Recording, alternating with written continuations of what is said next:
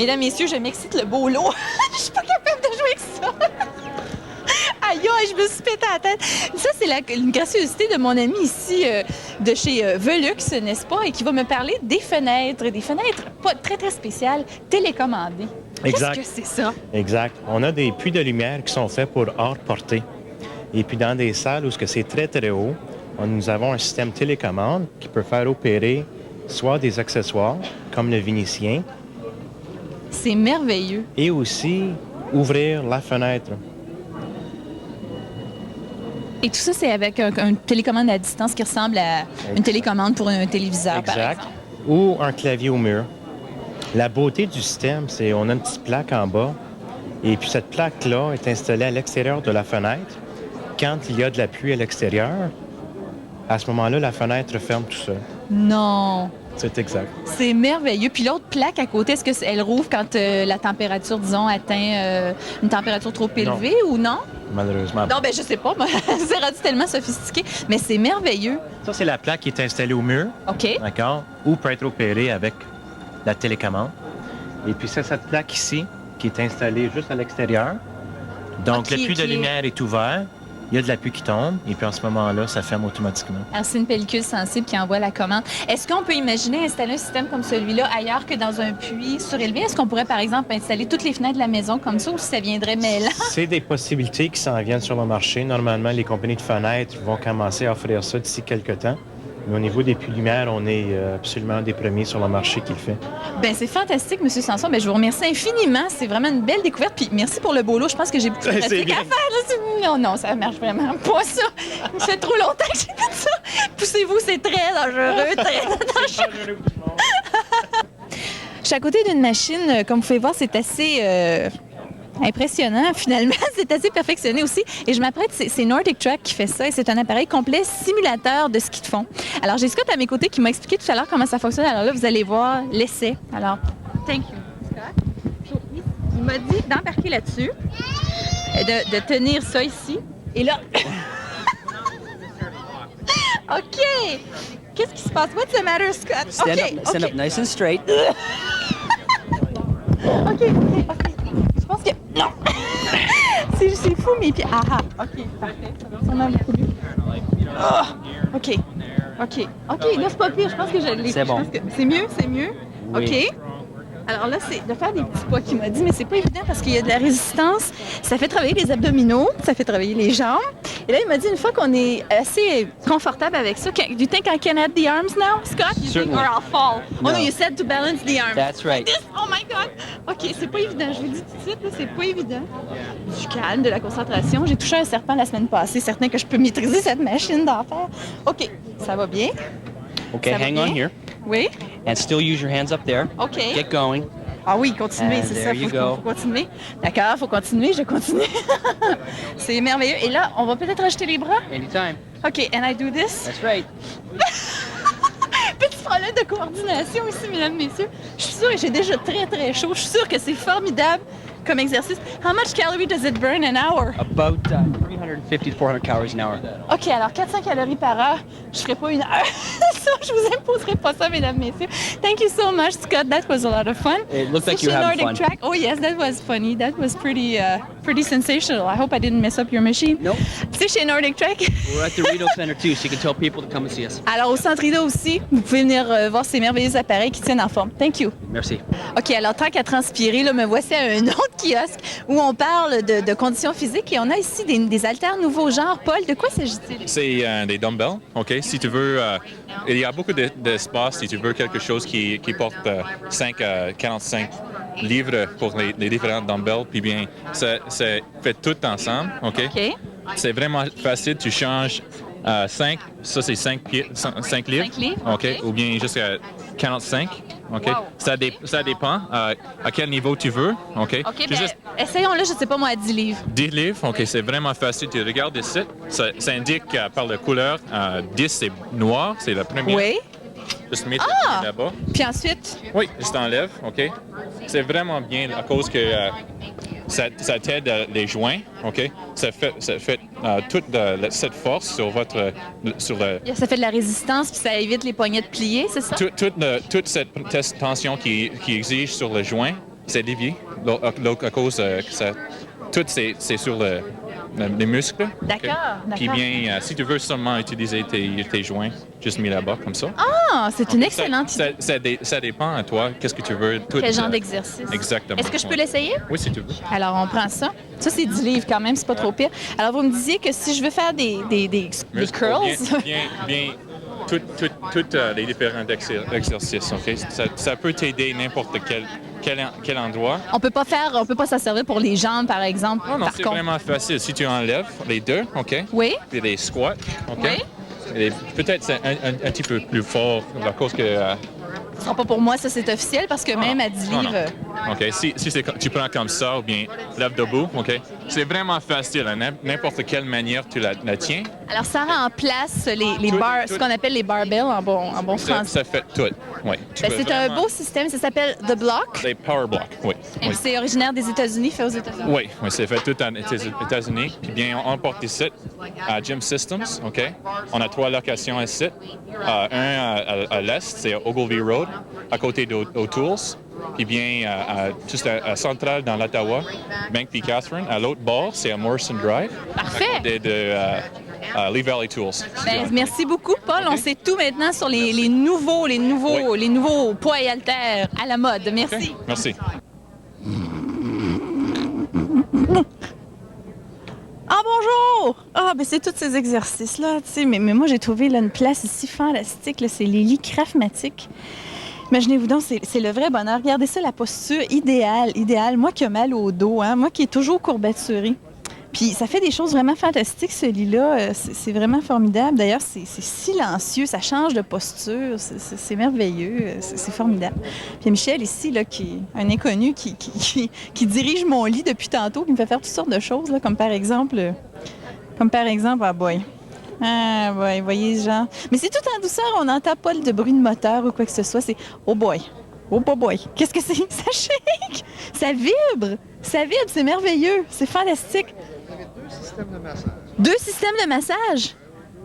Attendez, venez me parler ici, venez me compter ça ici. Ah, un aux jambes! Ah, ben attendez, je veux pas me lever, venez vous.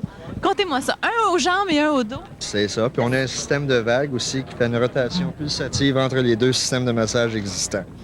Ah, ben oui, c'est ça que je sens, là. Ça passe des pieds à la tête. Ah, c'est... Sorti encore. Ben d'abord, qu'est-ce que je sens? Là, tu le sens-tu? Attendez une minute, il y a une vague. C'est ça. C'est pour ça. On appelle ça un système de vague. Oui. Ah, c'est merveilleux. C'est comme un lido, finalement. C'est un lido, c'est un... C'est ajustable. Un lit ajustable. Et puis, est-ce qu'on a tendance à penser sûrement aux lits d'hôpitaux? C'est surtout les hôpitaux. C'est ça. C'est le même principe, là, mais c'est fait au résidentiel. Et là, vous êtes en train de me masser, vous, là. Je vous jure que je sens tous mes organes qui vibrent sans même. Ben oui! Mais c'est vraiment fantastique, ces lits-là, Michel. Je vous remercie beaucoup. Bienvenue. Est-ce que je peux rester ici? Certainement. D'accord, merci. Au revoir. Bonne nuit. Après tous ces exercices, c'est l'ultime workout. Regardez ça, un cochon réveil matin. Vous vous réveillez et puis là, go! 1, 2, 1, 2, 3. 1, 2. Mais là, je suis morte. Là, je m'en vais me recoucher, moi. Au revoir.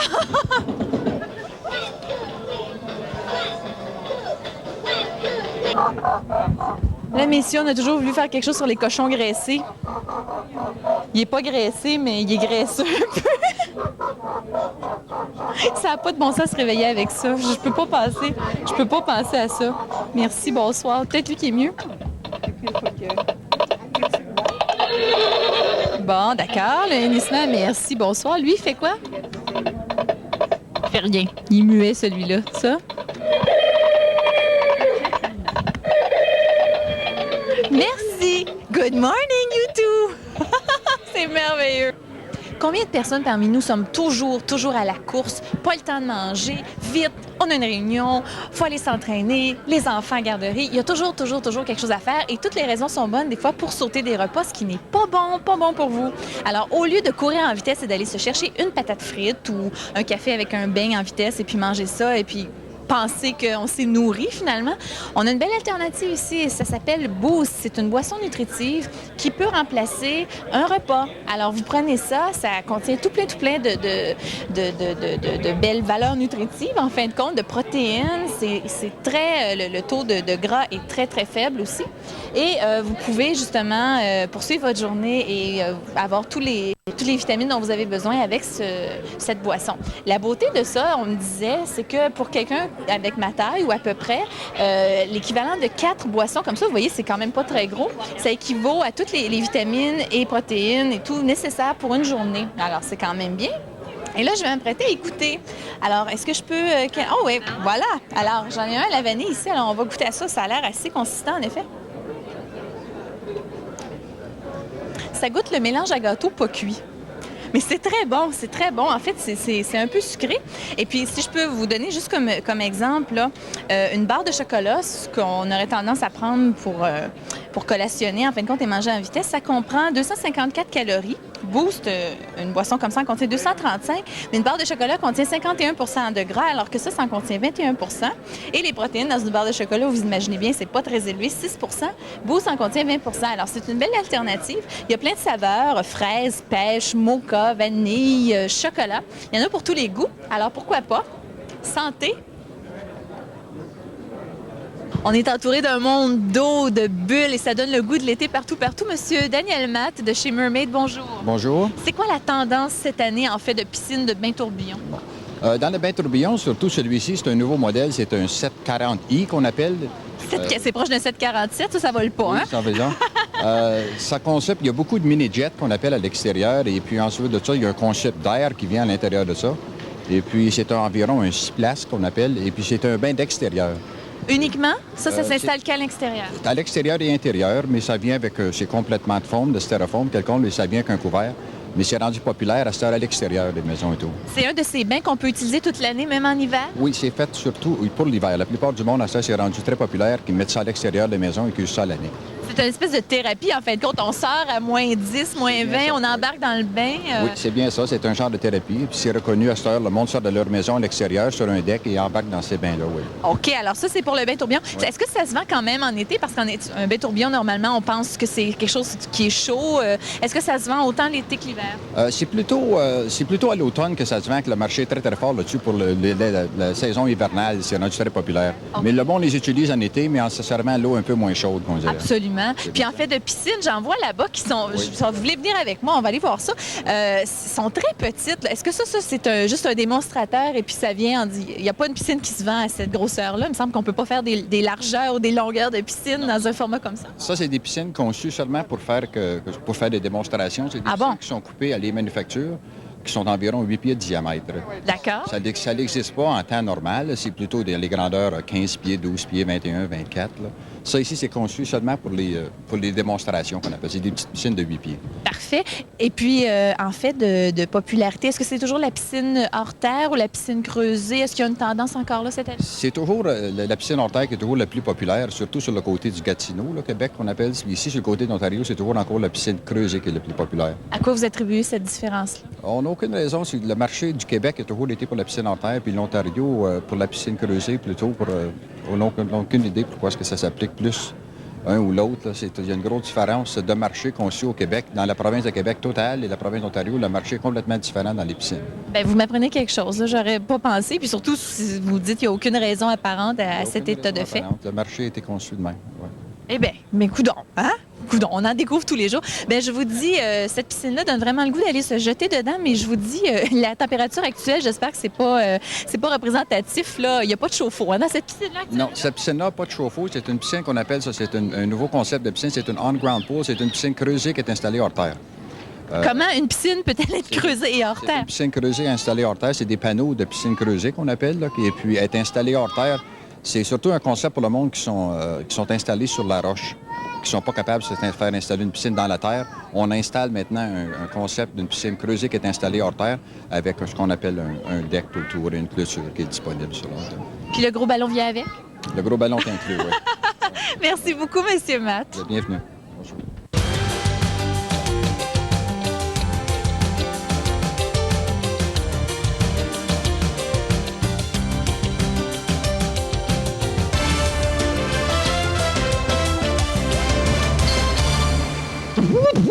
À tous les vendredis, j'écoute à 19h. C'est l'émission Plaisir.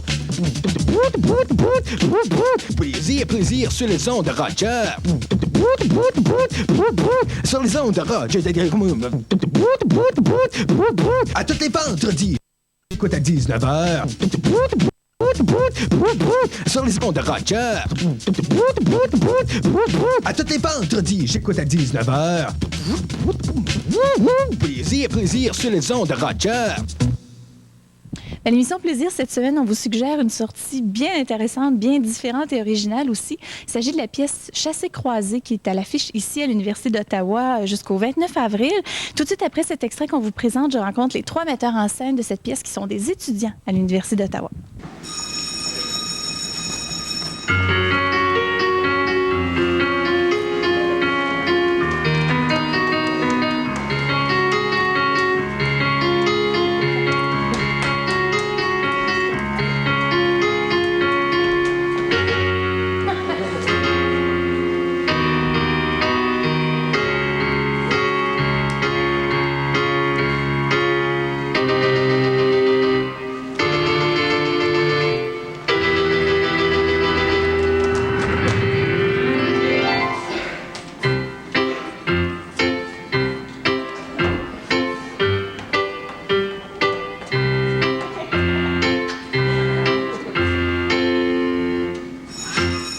J'ai donc à mes côtés les 3 metteurs en scène de cette pièce Chassé-croisé dont vous venez de voir l'extrait. Il s'agit de Sophie Tremblay, Philippe Savard et Anne-Marie White. Bonjour, bienvenue à Plaisir.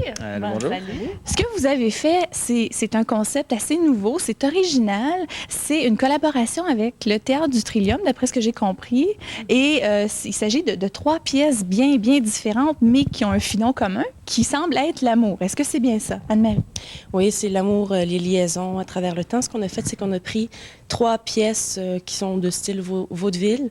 Puis, à travers les âges, on a la première pièce en 1860, Le Labiche avec Sophie, Le Guitry en 1920, puis moi, Obaldia en 1960. Donc, c'est à peu près le même thème, mais qui est traité à différentes époques. Et ça se passe tout au sein de ce même décor. Par contre, ce qui se passe, c'est qu'il y a des éléments du décor qui changent, Philippe, c'est ça? Oui, c'est ça. On change des éléments de décor, surtout le mobilier qui change de toutes les pièces. Et puis, comme on me disait, il y a seulement un entracte.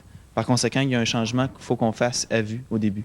Puis on a transformé ça en numéro aussi. Puis le numéro d'ouverture, le changement de décor est intégré à travers dedans. Comment est-ce que ça peut s'imbriquer, justement, même si le thème est commun aux 3 pièces, comment est-ce qu'elles peuvent bien s'imbriquer les unes dans les autres, en fin de compte? Comment est-ce que vous en êtes arrivé à ça? Est-ce que c'est le pur hasard ou si les pièces ont été choisies en fonction de ça? Ce qui est arrivé l'année dernière, c'est que, pardon, lorsqu'on s'est inscrit en 4e année, la 4e année à l'université a été coupée. Alors, Claire Faubert, qui est directrice artistique du Trillium, nous a proposé un concours pour ceux qui finissaient le cours de mise en scène qui s'appelait Coup d'essai, coup de maître.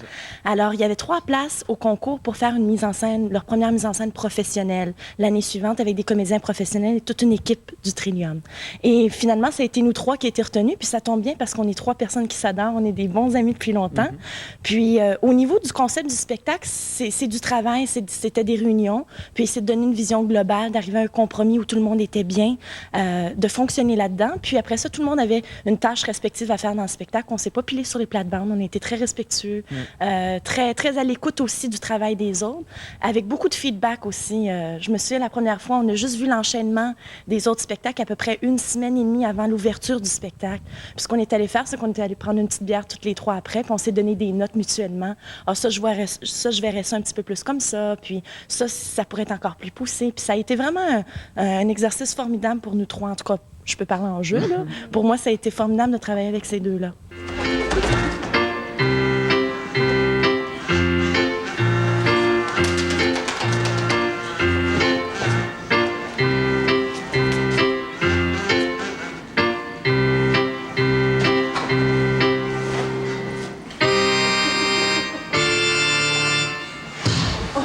Même si chacun de vous 3 avait votre propre bébé, si j'ose dire, vous avez participé, donc vous avez donné du feedback, des idées et tout ça pour les pièces des unes des autres. Donc, en fait, c'est une grande collaboration. Oui. Comme par exemple, moi, étant donné que ma pièce est un peu plus courte, c'est moi qui étais responsable des entre-deux, comme le numéro d'ouverture, ces choses-là. Sauf que on a commencé à travailler. J'ai travaillé beaucoup avec Robin aussi, qui faisait la musique. Et puis quand on est arrivé en salle, eux autres, ils m'ont aidé beaucoup, ils m'ont donné des idées, à un moment donné, on a commencé à répéter, puis on avait des choses, ah oui, on pourrait faire telle chose, telle affaire serait bon. Fait que, puis quand on a dit c'est ça, on s'est donné des notes mutuellement, je pense que tout le monde a été capable d'aider les gens. On a fait un spectacle fantastique, homogène.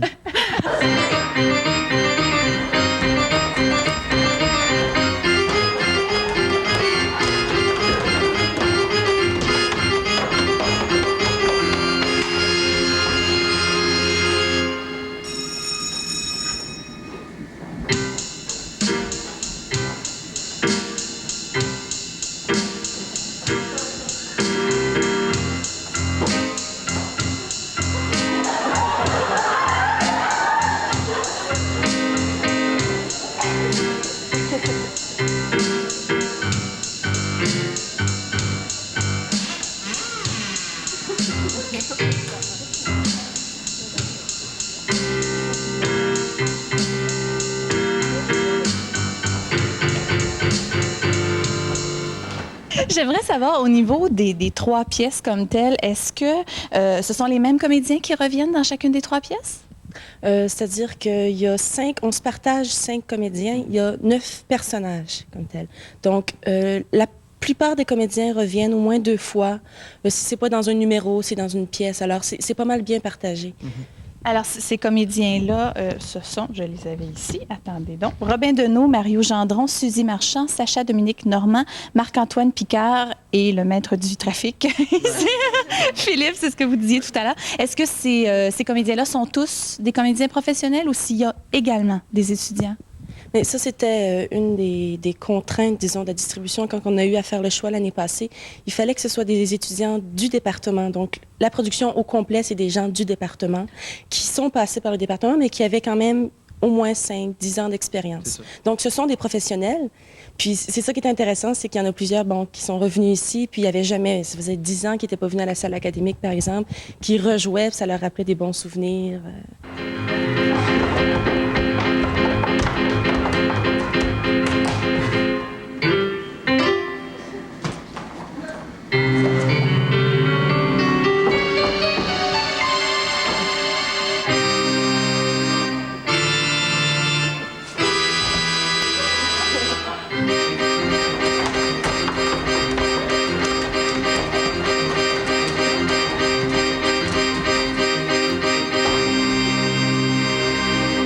Au niveau de l'équipe, ça a été intéressant aussi parce qu'on a tous eu à peu près les mêmes profs, que ce soit nous 3 ou que ce soit les 5 comédiens. Il y avait plein d'anecdotes qu'on pouvait se raconter. On pouvait passer au 2e étage. Il y a des photos de toutes les productions des années antécédentes. Puis c'était intéressant parce que tu avais à un moment donné, Marc-Antoine nous montrait les pièces dans lesquelles il avait joué. Puis nous, on était surpris. On était « Ah, c'est toi, ça? » Puis ça a été vraiment intéressant. Puis je pense que Robin disait justement que c'était vraiment spécial pour lui de revenir à la salle académique. Il trouvait que c'était un des plus beaux théâtres à Ottawa. Puis en effet, c'est une très, très belle salle. Il y a un esprit ici. On sent vraiment qu'il y a du vécu, puis il y a de l'histoire aussi. C'est ce que j'allais dire. Il doit y avoir d'excellents liens à ce moment-là. Si chacun des comédiens, des participants à cette pièce se retrouve en quelque part par le lien de l'université, c'est assez splendide.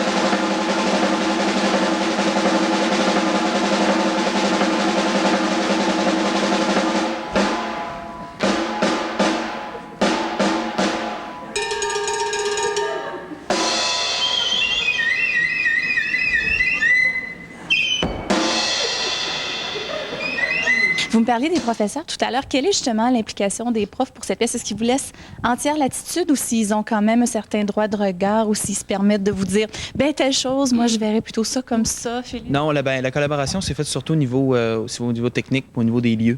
Les professeurs, à part Claire Faubert, qui elle est prof ici, la seule raison pourquoi elle a affaire avec le spectacle, c'est parce qu'elle est directrice artistique du Trillium. Mais puis même Claire, elle nous a laissé pas mal carte blanche. Elle est venue seulement dans la dernière semaine de laisser aller. Puis le rapport avec Claire, c'était pas un rapport de professeur, c'était vraiment un rapport avec un directeur artistique, un directeur, une directrice artistique plutôt qui a une vision de son théâtre puis qui veut garder cette vision-là. Alors c'était un rapport totalement différent. C'était intéressant aussi de voir Claire chausser ces souliers-là, puis nous, d'autres souliers aussi. Tu as juste mentionné ça que les décors, par exemple, c'est la directrice du département qui les a fait. Décors, costumes et éclairage. Qui est madame? Madame Marguerite William. C'est un magnifique décor, vraiment un magnifique décor. C'est superbe. Anne-Marie, Philippe et Sophie, je vous souhaite bonne chance pour la fin. Alors, ça se poursuit donc jusqu'au 29 avril. Il y a relâche les lundis et mardis, je crois. C'est à 20h? C'est à 20h. Et puis, on peut se procurer des billets en composant le 562. Attendez, je l'ai ici, 562. J'ai le 5761 ici, 562-5761. Donc, je vous souhaite un excellent succès avec cette pièce, puis une belle carrière aussi qui s'amorce pour vous. Merci beaucoup.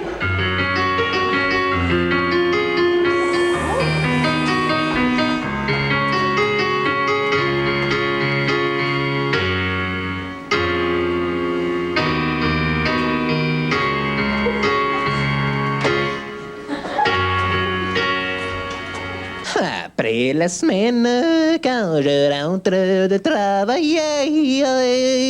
J'ai hâte de plaisir, j'ai hâte de plaisir. Le soir est venu en faisant la vaisselle. J'écoute plaisir, j'écoute plaisir.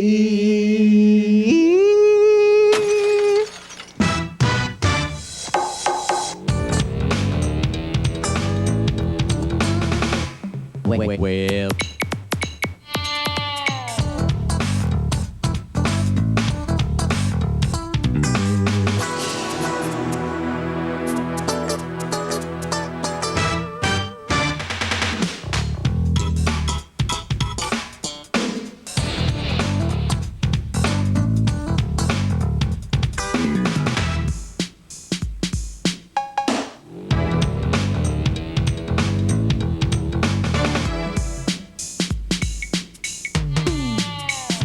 Prenez votre téléphone, composez le 525